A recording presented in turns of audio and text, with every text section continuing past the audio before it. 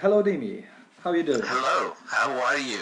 I'm very Thank you. good. Okay, it's a pleasure to hear you again. We are here to talk a bit about your visit in Poland this year. It's gonna be first time in Poland, or you've been here before?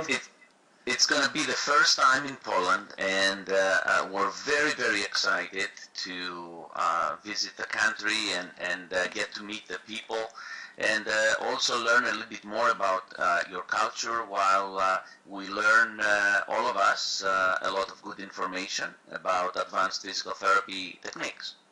Good to hear. I think the conference and the other people who are gonna be there too, they're gonna have very interesting things to tell. So I'm looking forward to this conference. But Dimi, could you introduce yourself a bit? I'm very familiar with your person and your background, but some of the people maybe would like to hear something more about you. Sure. I am a physical therapist and a medical doctor, and I have studied and researched the area of manual physical therapy since the late 1980s. In the mid-1990s, myself and my business partner, Dr. Dimitriosem, who will be joining me in the trip in Poland, we formed hands-on seminars where we started teaching courses in advanced manual therapy, and we teach these courses around the world and have also performed extensive research.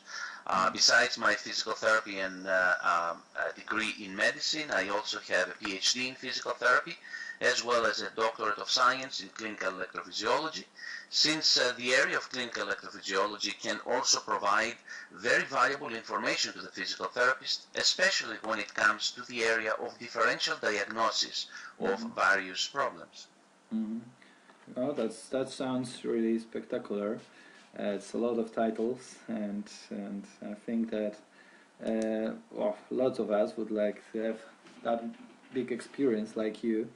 You've mentioned something about your PhD. Could you tell us something more about it? What was the topic you was researching? Sure. I did a PhD in physical therapy at New York University, and I looked specifically on a variety of interventions for patients with osteoarthritis of the knee.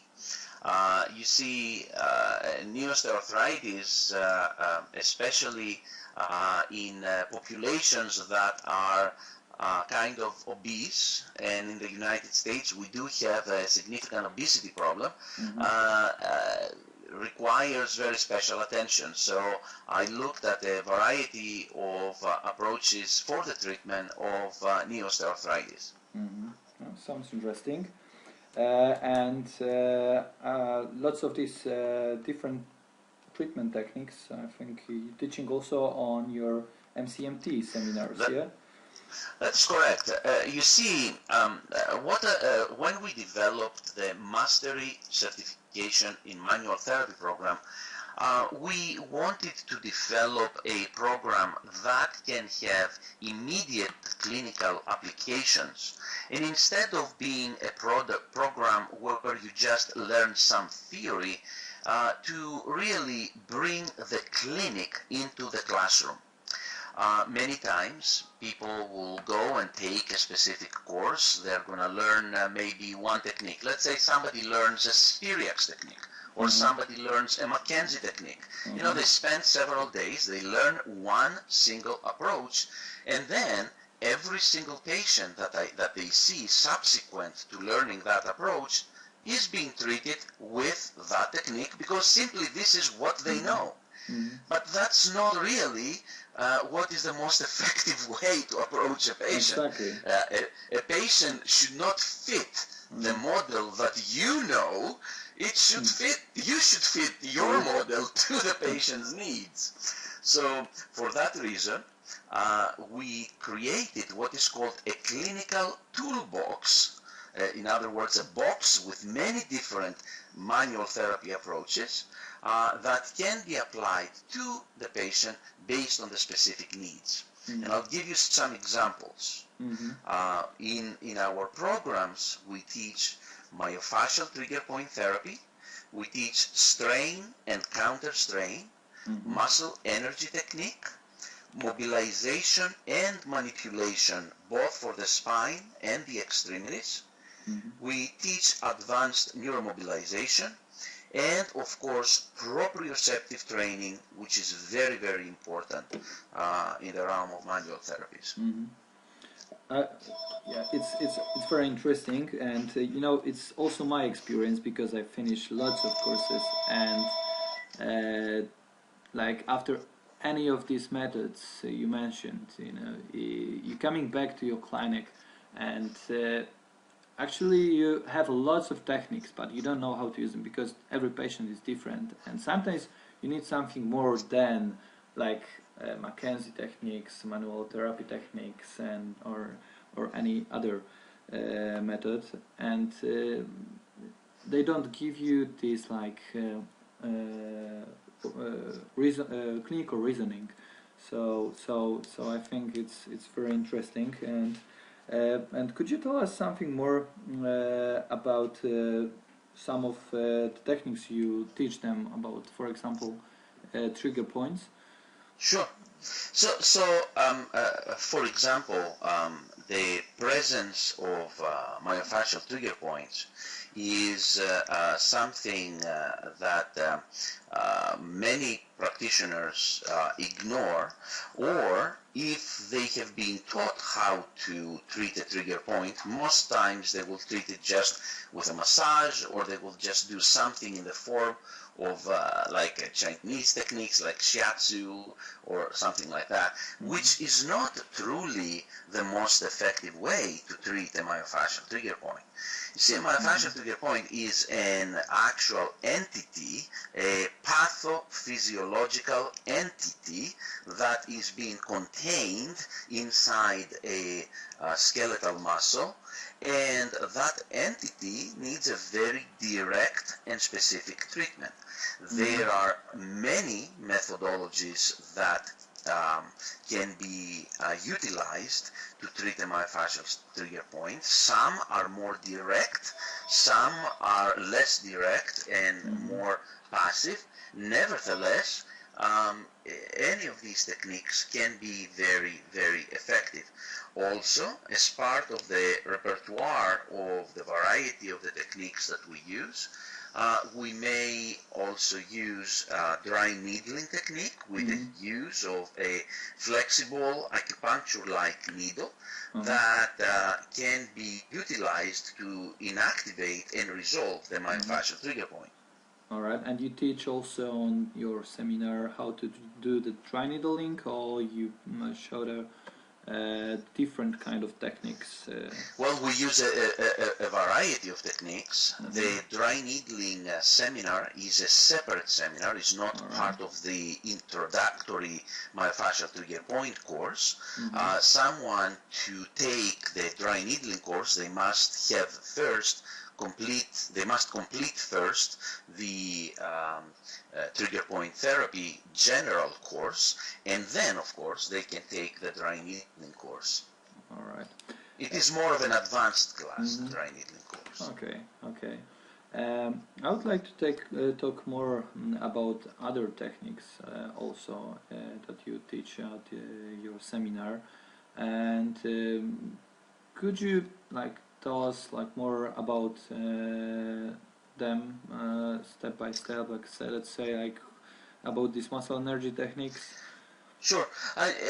Look, basically, when the way we teach the class is very similar to the way that you evaluate and approach a patient, because as I said, our purpose is to bring the clinic into the classroom, to bring the reality of the clinic into the classroom.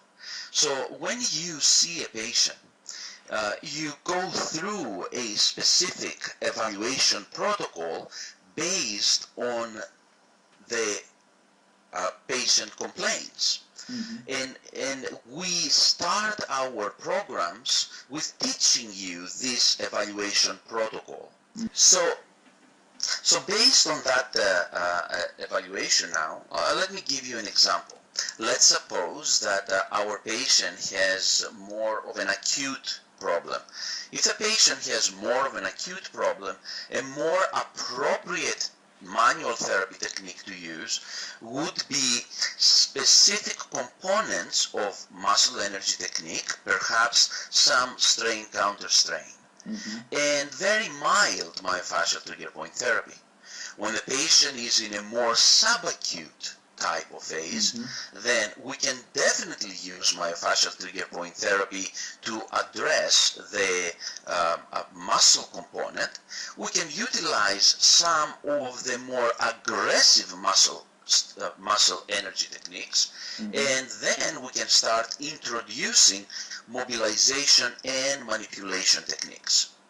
And when we move the patient into a more chronic type of stage, then we can use our manipulation techniques, and we can definitely introduce significant neuromobilization type of techniques to break down any neural adhesions on the neurofascial tissue. And of course introducing proprioceptive training, which is extremely important, because while all these other techniques that I just mentioned can work as a curative techniques to cure the problem that the patient has right now, proprioceptive training is a technique that helps to prevent future reoccurrence of the problem. So then our techniques work in a spectrum, in a continuum through time, where you start, depending on your patient, from the more acute appropriate techniques to the subacute stage appropriate techniques, and then to the chronic stage appropriate techniques. It's good not leaving a patient after the treatment without help that could improve them and make the problems not coming back. So I'm glad that the course is not only the treatment part, but also helping the patients to get back to life for a longer period of time. Exactly. And could you also tell us something, because I heard and I know that you preparing some new improvements into the teaching system. So they are on a like a very extended stage, or how it looks like? Well, there are various ways that we implement during our teaching.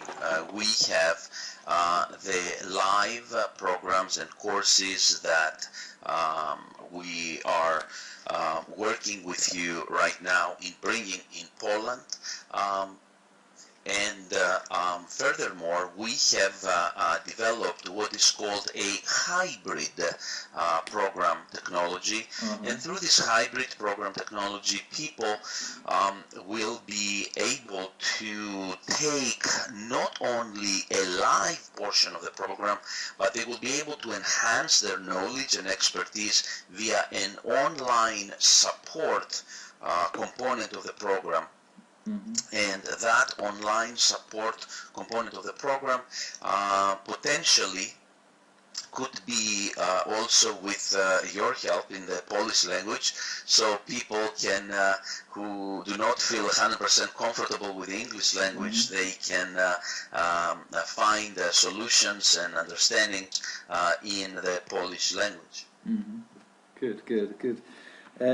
All right, and lastly, what would you like to tell us, and how would you like to convince some of the people to take part in MCMT?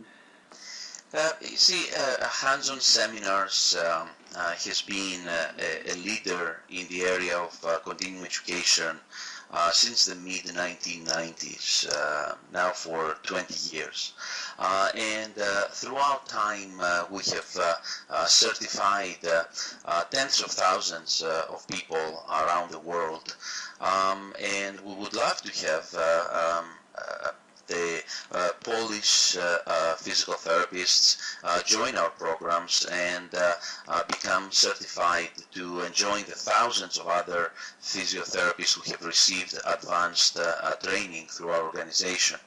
At the same time, the important thing in physical therapy is for the profession to achieve a sense of autonomy. And the sense of autonomy in practice is not being achieved only with the knowledge of one specific technique. It comes with taking first the responsibility, the therapist taking the responsibility to truly learn not just techniques, but also learn how to properly diagnose the patient and how to properly do differential diagnosis on the patient, utilizing a variety of methodologies. That brings the skill of the physical therapist to a totally new level, where he or she can totally and fully manage the patient in its entirety. And that is a very important component that is part of our program as we do our very best to prepare the physical therapists to become autonomous practitioners. Because that is really the future of the physical therapy profession. And we have to step ahead and do the future and live the future right now. Yeah, all right. So, Dimi, thank you very much for your time, and that was a very interesting interview. We're looking forward to see you in Poland and to take part in your seminars. I think I found it very interesting and efficient in the practice. So, see you at November